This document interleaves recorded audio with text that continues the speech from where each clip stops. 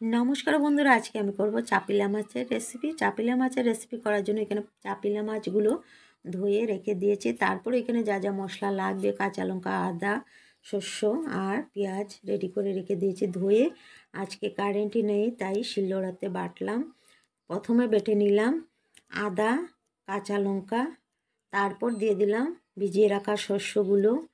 এগুলো কিছু বাটার পর দিয়ে দিলাম কোচানো পেঁয়াজ আর 2-3 কোয়া রসুন দিয়ে দিলাম। রসুনটা দিলে পরে হয় শস্য বাটাটা সবাই খেতে পারে, সেজন্য 2-3 কোয়া রসুন দিয়ে দিলাম আমি।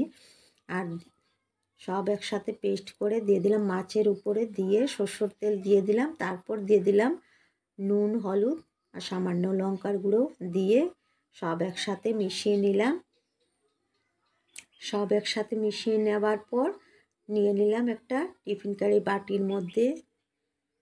নিয়ে এইটার মধ্যে রেডি করেছিলাম এই চাড়িটার মধ্যে এটা একটু ধুয়ে জল দিয়ে দিলাম আর 4-5টা কাঁচা লঙ্কা উপরে দিয়ে দিলাম আর একটু সামান্য সরষের তেল দিয়ে দিলাম। দিয়ে এটা বসিয়ে দিলাম চাড়ির মধ্যে, বসিয়ে ঢাকনা দিয়ে চাপা দিয়ে রেখে দিয়েছিলাম।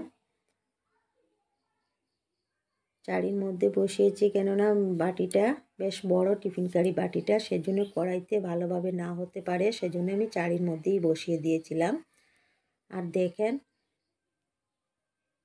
হয়ে গিয়েছে, নামিয়ে নিলাম। কেমন হলো চাপিলা মাছের রেসিপি বলবেন ভাই।